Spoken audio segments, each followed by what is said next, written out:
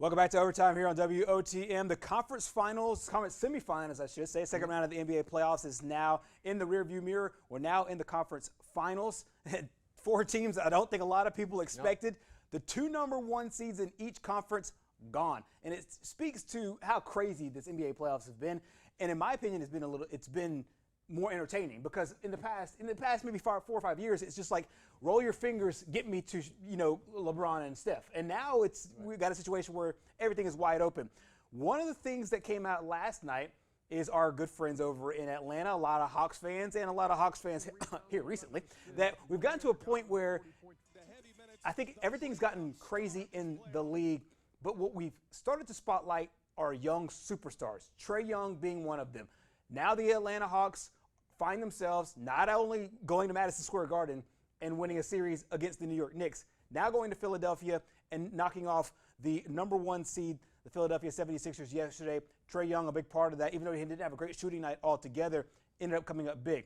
What does this tell you? Where do you want to start with this? You want to start with the Atlanta side? You want to start with the Philly side? I think there's disappointment everywhere and surprises a lot with the Hawks. I think Philly fans are geared toward disappointment overall anyway. Right.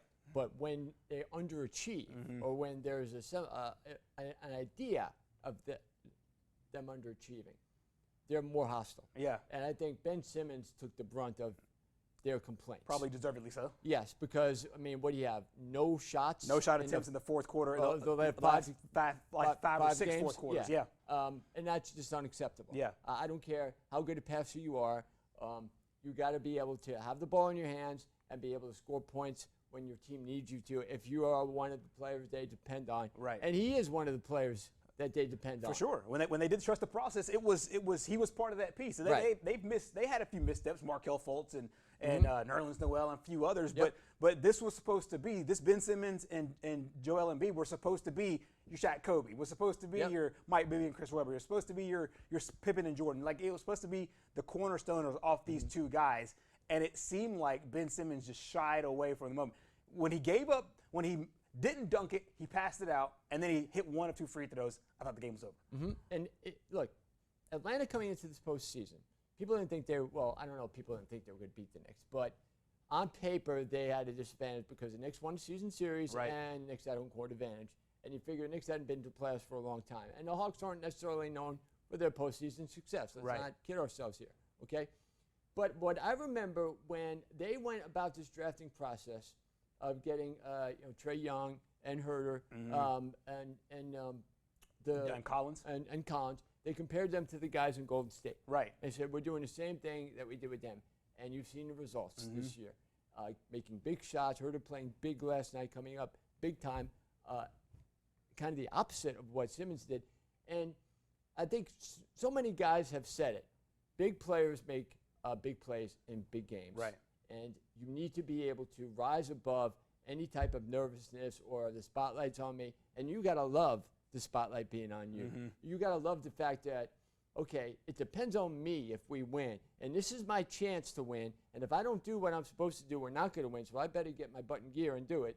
And I think that's what Philly fans really disappointed them about their team, is it seemed like nobody took that upon them and said, I'm going to win this game. I'm going to get us past the Hawks, which they really should have been past. Right. You win Game 6 in Atlanta, and then you can't finish them off at home. I remember the Knicks doing that in 95 with Reggie Miller and the Pacers and being just so disappointed. Well, Patrick Ewing missing a layup, too. But I think when you lose a Game 7 at home, it stings. Right. Especially if you're, of course you're a favorite, but especially if you were a favorite going into the season to win an NBA title, and you have the Nets out. Exactly. So, the Bucks are good. Right. But most people figured the Nets were the ones they had to worry about.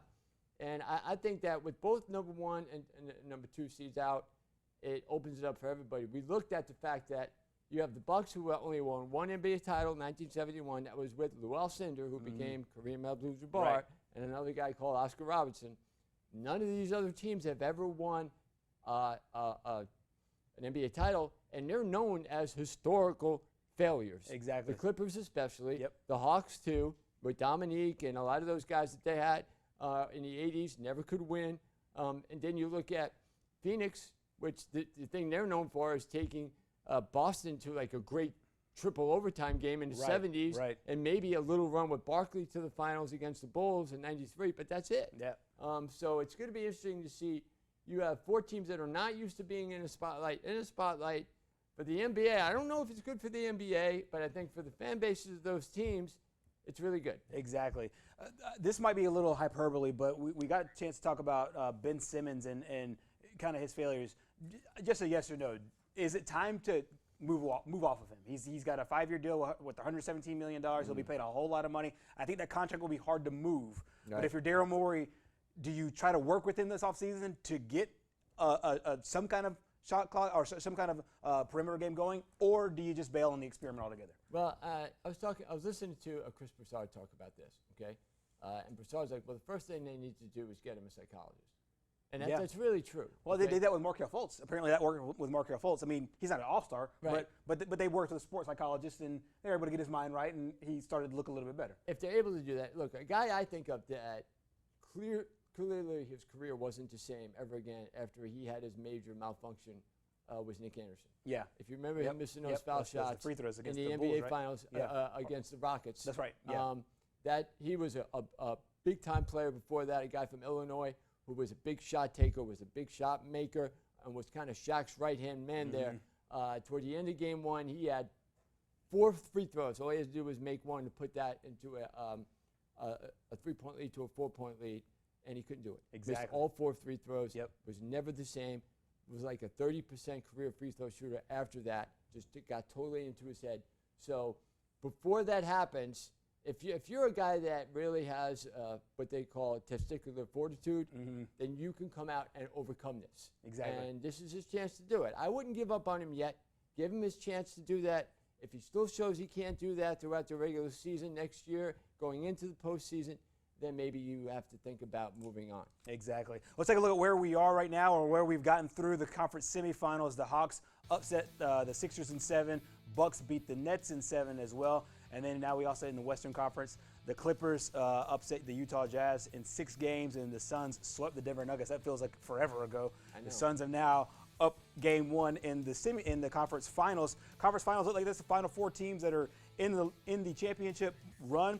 You got the Atlanta Hawks, the Milwaukee Bucks, as you mentioned, the Phoenix Suns and LA Clippers. You mentioned none of these teams have won an NBA championship. I read an interesting thing on Twitter.